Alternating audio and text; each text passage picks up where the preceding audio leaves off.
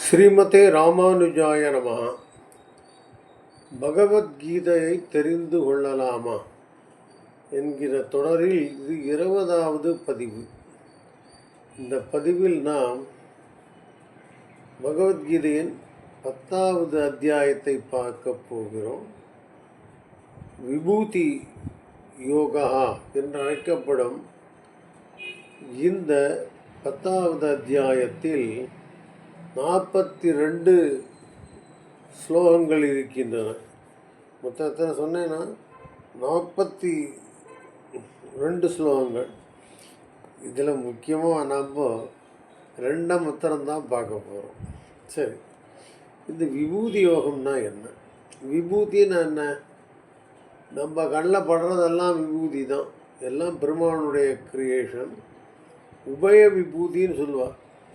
உபயனை இந்த பூமி ஒன்று ஒரு விபூதி ஆச்சு, அப்புறம் வைகுண்டம் பெருமான் இருக்கிற இடம் இன்னொரு விபூதி, அதான் சொல்லுவாள். ஸோ நம்ம இந்த உலகத்தில் பார்க்கின்றன எல்லாம் சேர்ந்து மொத்தமாக விபூதின்னு பேர். ஆனால் இதில் என்ன விஷயம் என்ன, பகவத்கீதையில் இந்த விபூதிக்கு இந்த பூமியில் உள்ளவர்களுக்கு கண்ணன் என்ன செய்வேன் என்று சொல்கிற மாதிரி அமைஞ்சிருக்கும் இந்த ஸ்லோகங்கள் எல்லாம். அர்ஜுனன்ட்ட பகவான் வாச்சான்னு ஒரு எல்லாவற்றிலும் அவன்கிட்ட அர்ஜுனன்ட்ட சொல்லுவார், உனக்கு பல விஷயத்தை சொல்லியிருக்கிறேன், இப்போது இன்னும் ஒரு முக்கியமான விஷயத்தை உனக்கு மட்டும் சொல்கிறேன்னு சொல்லிட்டு நமக்கு எல்லாமும் சொல்லிவிட்டார் கண்ணன்.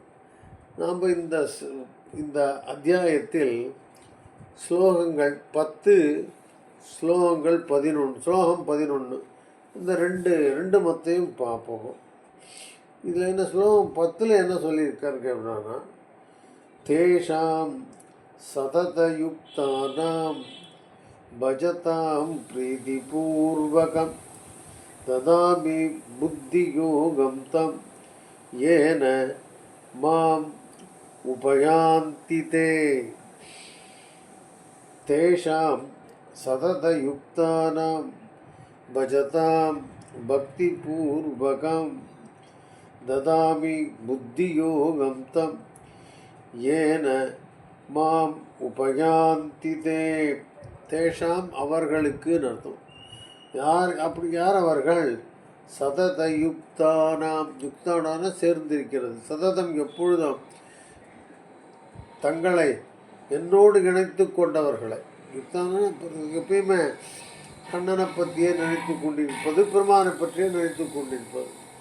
பஜதாம் பிரீதி பூர்வகம், ரொம்ப பிரியத்தோட என்னை எப்பொழுதும் பஜிக்கிறார்கள், என்னை எப்பொழுதும் போற்றுகிறார்கள். அப்படிப்பட்டவர்களுக்கு எப்போதும் தங்களை என்னோடு இணைத்து கொண்டவர்களுக்கும் என்னை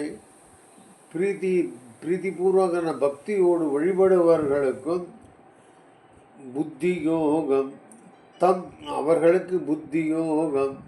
புத்தியோகம்னா ஒரு ஸ்பெஷல் புரிதலை, ஒரு ஸ்பெஷல் அண்டர்ஸ்டாண்டிங்னா அவங்களுக்கு நல்லா புரிஞ்சிடும். அவளுக்கு புதுசாக ஒரு ஞானம் அப்புறம் ஒரு அண்டர்ஸ்டாண்டிங், அந்த ஞானத்தை ததாமி அளிக்கிறேன். புரிஞ்சுதான்? ததாமி புத்தியோகம் தம் ஏன, இந்த புது புரிதலை கொண்டு, இந்த புது அண்டர்ஸ்டாண்டிங்கை கொண்டு, இந்த புது அறிவினை கொண்டு மாம் என்னை உபயாந்திதே அடைகிறார்கள்.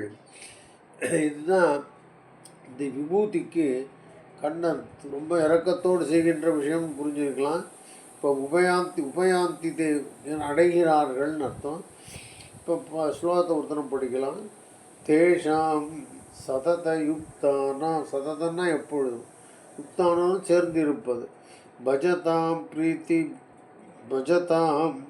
பிரீதிபூர்வகம் ததாமி புத்தியோகம் தம் ஏன மாம் உபயாந்தி தே. அர்த்தம் நினைக்கிறேன் உங்களுக்கு. இப்போ அடுத்த ஸ்லோகம் 11வது ஸ்லோகம். தேஷாம் ஏவ அனுகம்பார்த்தம் அகம் அஜ்ஞானஜம் தமஹா நாசயாம் நாசயாம் யகம். சரியா படிக்கிறேன். நாசயாம் யகம் ஆத்மபவஸ்தா ஞானதீபேன பாஸ்வதா. ஞானதீபேன பாஸ்வதா, அவர்களுடைய தமஹா என்கிற அஜ்ஞானம் என்கிற இருட்டை அழிக்கிறேன்னு கிருஷ்ணன் சொல்கிறார். இப்போது கரெக்டாக படிச்சுடலாம் இருக்கும். தேஷாம் ஏவ அனுகம்பார்த்தம் தேஷாம் ஏவ அனுகம்பார்த்தம் அகம் அஜ்ஞானஜம் தமஹா நாசயாம் யகம் ஆத்மபாவஸ்தா. இதில் தப்பு இருக்குது. இது வந்து பத்தாவது சாரி வந்துட்டேன். 11வது ஸ்லோகம் 10வது சாப்டரில். தேஷாம் ஏவ அனுகம்பார்த்தமகம் அஜ்ஞானஜம் தமஹா நாசயாமி ஆத்மபாவஸ்து ஞானதீபேன பாஸ்வதா. நாசயாமி ஆத்மபாவஸ்து ஞானதீபேன பாஸ்வதா. தேஷாம் ஏவ அனுகம்பார்த்தம் அகம். அவர்களிடம்தான். எந்தவர்கள்? மேலே சொன்ன தேஷாம் சததயுக்தானாம் பஜதாம் பஜதாம் பிரீத்திபூர்வகம் அப்படி இருக்கிறவார்கள, அதான் அந்த தேஷம். அவர்களுக்கு தேஷாம் ஏவ அவர்களுக்கே அனுகம்பார்த்தம் அகம். அனுகம்பார்த்தம்னா அவர்களிடம் இரக்கம் கொண்டு, அவர்களிடம் ஸ்பெஷலாக பிரியம் கொண்டு. அனுகம்பார்த்தா வருத்தப்படுறாங்களே அவளை சரி செய்யணும், அவள் மீது கருணை கொண்டு சாதாரண ஒருத்தர். அனுகம்பார்த்தமகம் அஜ்ஞானஜம் தமஹ. அஜ்ஞானஜம், ஜம்முன்னா பிறந்தது, அஜ்ஞானம்னா அஜ்ஞானம் அப்படின்னா ஞானம் இல்லாமல் இருந்த ஞானமின்மை அஜ்ஞானம். அது ஆனால் அஜ்ஞானஜம்னா அந்த ஞானம் இல்லாததால் அவர்களிடம் உண்டான தமஹா. தமஹான்னா இருட்டு. தமஹானா இருட்டு. இந்த சாதாரணமாகவே அஜ்ஞானம்னால இருட்டுன்னு சொல்லுவேன். இந்த இடத்துல ஸ்பெஷலாக எழுதியிருக்க அஜ்ஞானஜம், அறிவின்மையால் விளைந்த அறிவினால் உருவான தமஹா இருட்டை நாசயாமி நான் அழிக்கிறேன். நாசயாமி ஆத்மபாவஸ்தா.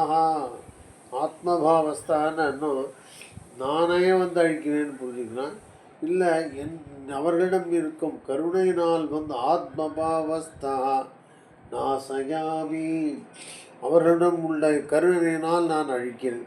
இல்லை, நானே வந்து அழிக்கிறேன். ஆத்மபாவஸ்து ஞானதீபேன பாஸ்வதா. ஞானதீபேன பாஸ்வதா, ஞானம் என்கிற தீபத்தினுடைய பாஸ்வதா ஒளியை கொண்டு ஆத்மபாவஸ்து நாசயாமி அஜ்ஞானஜம் தமஹா அப்படின்னு புரிஞ்சுக்கலாம். அதாவது மேலே தேஷம் 10வது ஸ்லோகத்தில் சொன்ன அந்த தேஷாம் சதத யுக்தானாம் பஜதாம் பிரீத்தி பூர்வகம், அந்த தேஷாம் ஏவ அவர்களின் மேலே அவர்களுக்குத்தான் அனுகம்பார்த்தமகம் இரக்கம் கொண்டு நான் அஜ்ஞானஜம் தமஹா அஜ்ஞானத்தால் விளைந்த இருட்டை ஞானதீபேன ஞானம் என்கிற விளக்கினுடைய பாஸ்வதா ஒளியை கொண்டு ஆத்மபாவஸ்து நாசயாமி அவனுடைய அஜ்ஞானம் என்கிற இருட்டாய் ஞானம் என்கிற தீபத்தின் ஒளி கொண்டு அழிக்கிறேன்னு சொல்கிறேன்னு புரிஞ்சுக்கலாம். இதுதான் 11வது ஸ்லோகம். இப்போ ஒரு தரம் ஸ்லோகத்தை படிக்கலாம். தேஷாம் ஏவ அனுகம்பார்த்தம் அகம் அஜ்ஞானஜம் तमः नाशयामि आत्मभावस्तु ஞானதீபேன பாஸ்வதா. நம்முடைய அஜானம் போவதற்கு நம்ம இதை தான் பண்ணணும். எப்பொழுதும் கண்ணனோடு நம்மை இணைத்து கொண்டிருக்க வேண்டும்.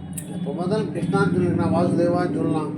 கிருஷ்ணா வாசுதேவா அப்படிங்கிற ஃப்ரேஸ் வந்து என் வாயில் வரும் அடிக்கடி. கிருஷ்ணா அந்த இணைத்து கொண்டு இருக்கலாம் நாம். அப்படி இருந்து அதுக்கப்புறம் பஜதாம் பிரீத்தி பூர்வகம், பக்தியோட அவனை பஜிக்க வேண்டும். என்ன தெரிஞ்ச பாசுரங்களை சொல்லுங்க, ஸ்லோகத்தெல்லாம் சொல்லுங்க, கண்ணன் மேலே பெருமாள் மேலேயும் இப்படிலாம் சொல்லிகிட்டே இருந்தால் நம்ம அஜானஜம் தமகா, அஜானத்தால் விளைந்த இருட்டு என்பதை அந்த பெருமானை ஞான தீபத்தை கொண்டு விரட்டி விடுவான். இதுதான் இந்த ஸ்லோகம், 11வது ஸ்லோகம். இதுவரையிலையும் சும்மா ஒரு ஸ்டாட்டிஸ்டிக்ஸுக்கோசரம் சொல்கிறேன் நான்.